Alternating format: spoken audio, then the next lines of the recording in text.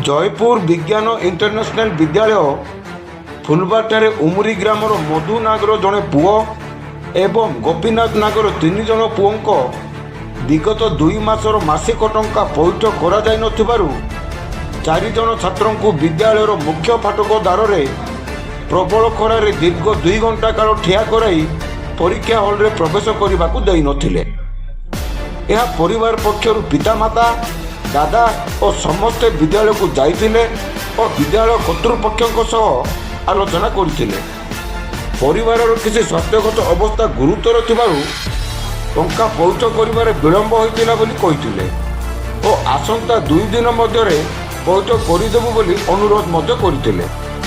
तथापि कौनसी कथा को मध्य न सुनी फोन रे टिके कथा हुंतु कहि फोन टी देइथिबारु फोन टी को फोपाड़ी देइथिले, जहा फल रे फोन टी संपूर्ण भाव खराब हो जाइतिला।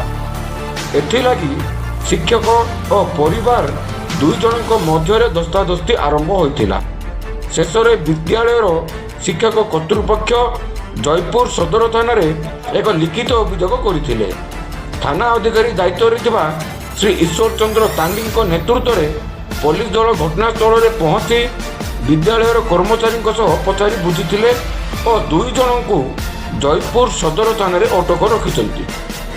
अनुसूचित जाति अनुसूचित जनजाति बोली नीच भाव में देखी गाली गुलज कर परिवार पक्षर लिखित अभियोग कर श्री तांडी कहवा अनुसार उभय पक्ष को मामला रुजु कर जी प्रकृत में दोषी उचित कार्यानुष्ठान नियाजिबो बोली सूचना देछन्ति। याकब गंठा SC ST OBC minority cell रो जिला सभापति। देखंतु कोरापुट जिल्ला रे शिक्षा को नै किना बहुत गुडे अभियोग चलीछि आ शिक्षाटा होछि हमर मुख्य आ अंबेडकर कहिसंती शिक्षित हो बोली। शिक्षित करिबा पई केतेक गरीब लोक प्राइवेट स्कूल किंबा प्राइवेट कॉलेज रे पढ़ांती। ठीक सेमती बहुत गुडे पेरेंट्स विज्ञान इंटरनेशनल स्कूल रे पाठ पढ़ाती। से स्कूल रे बहुत गुडे पेरेंट्स रो कंप्लेन आसिला एग्जाम दबा पई जबरदस्ती पिला मनकु फीस न देले बाहर रखा जाउछि। एडा होछि हमर अभियोग आ एई मुख्य कारण होछि एटा। आ द्वितीय कारण तांके हमर एससी एसटी ओबीसी माइनॉरिटी पिला को नीच भाव रे देखी तांके तुच्छ करूछंती आ अन्य अश्लील भाषा रे भी गाली करूछंती। एटा द्वितीय विषय हमर आ एटा होछि आमे जणाई देबा पई चाहूछु मीडिया माध्यम रे कि कोरापुट जिला एक भाईचारा रो जिला।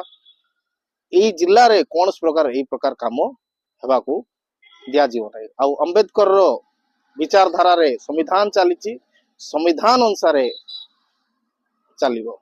आउ जदि एंती किछि हुए आगामी दिन मानकरे आमे बहुत बड़ एक्शन नेबा पई प्रस्तुत होछु। हां आम किछि एपट सेपट हेइतिला 2 जन को रखिछंती आउ कोन होछि देखिबा एक्शन बहुत पक्षर एक्शन नौ बोल कहिछंती 2 जन को एक्शन नौ बोल करिछंती। जयपुर कोरापुट जिला प्रतिनिधि कृष्ण खरांक रिपोर्ट G9 ओडिया।